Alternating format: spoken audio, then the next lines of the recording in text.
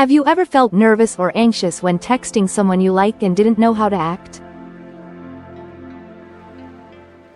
Having a crush in the digital world can be just as exciting as it is confusing. Today, we're going to dive into how you can navigate this emotional roller coaster in 6 stages. In this video, we'll explore the 6 stages of having a crush, especially when it's happening online. More importantly, I'll share practical tips on how to deal with your emotions, keep your balance, and avoid letting anxiety take over your life. Let's begin with stage 1, the first contact. This is when you start talking to someone you like for the first time.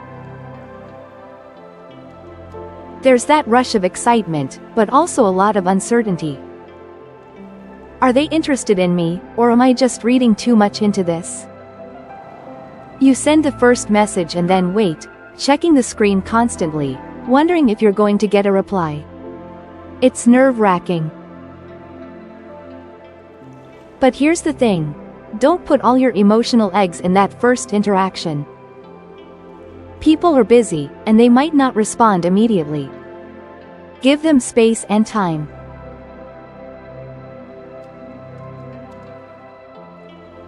Avoid building up unrealistic expectations around this one message. It's just the beginning. Now, let's move to stage 2, the expectation. This is when things start to get a little more frequent. You've exchanged a few messages, and now you're waiting for that next one, checking your phone, maybe even analyzing every little emoji.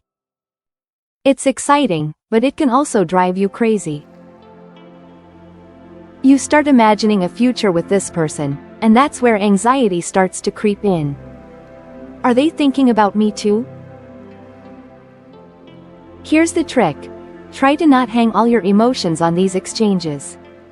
Keep yourself busy with other things, so you're not obsessing over every single message. Life's too short to be waiting on your phone all the time.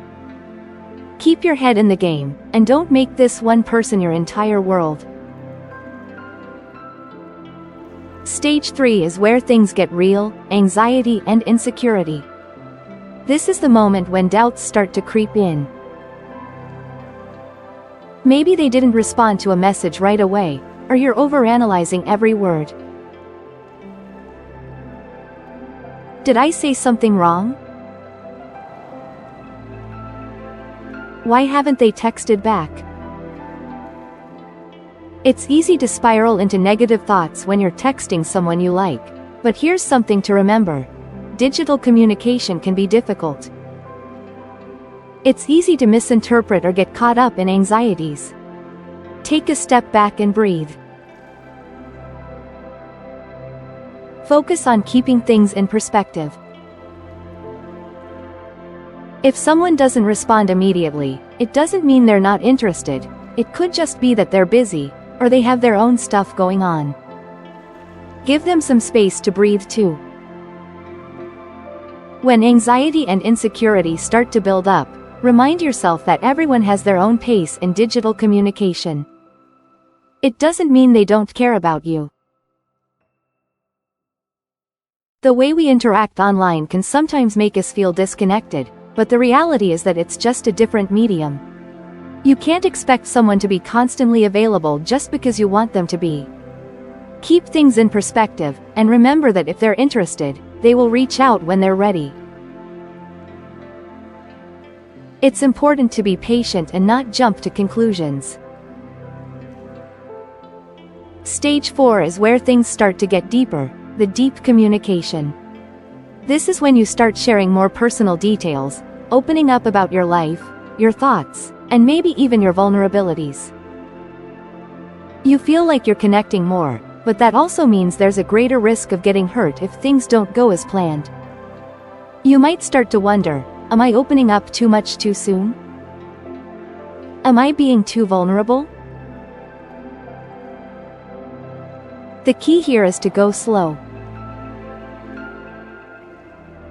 Don't rush into sharing everything all at once.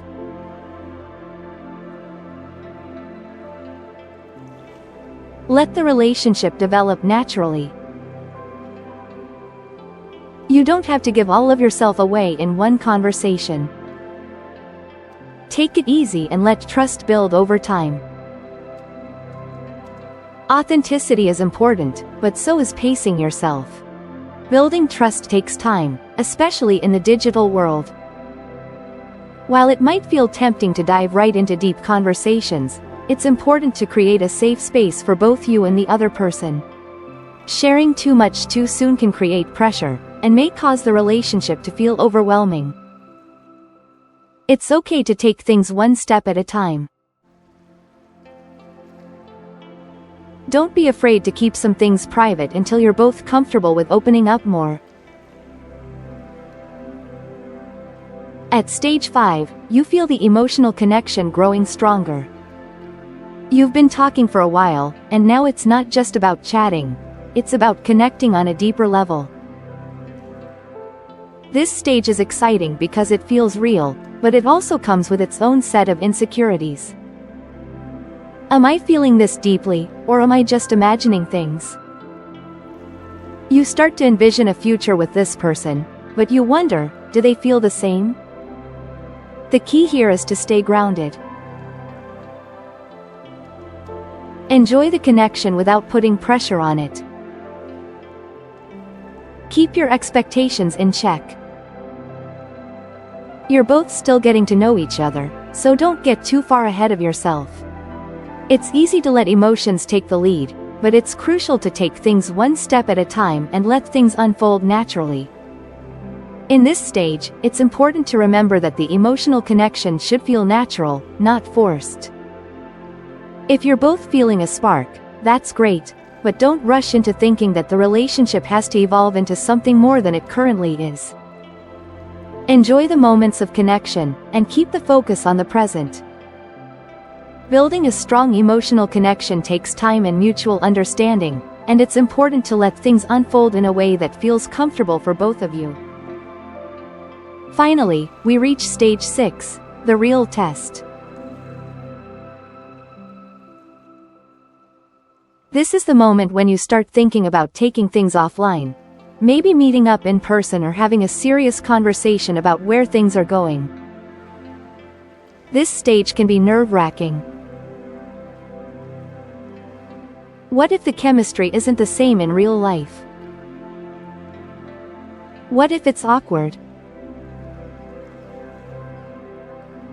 It's totally normal to feel nervous about the transition from digital to in-person. But here's a tip: be honest with each other. If you both feel ready to take that next step, go for it. But don't rush it or force it. Just make sure you communicate openly about your expectations and intentions. It's okay to feel nervous, it's a big step. The main thing is that you both feel comfortable with each other. The real test is about making sure that you're both on the same page. If you both feel ready to meet up or take the next step, that's great. But make sure that you're open about how you're feeling. The key is communication. Don't let anxiety or fear prevent you from enjoying the experience. Whether you're meeting for the first time or starting to think about a commitment, being transparent with each other about your feelings is essential. To sum it up, these are the 6 stages of having a crush, especially when it's happening online. Throughout these stages, remember that balance is key. Don't let your emotions control you, but also don't suppress them completely.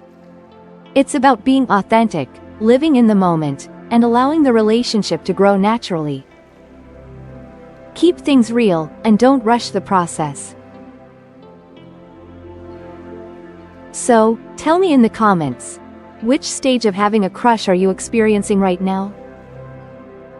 How do you handle the emotions that come with it? I'd love to hear your thoughts and experiences.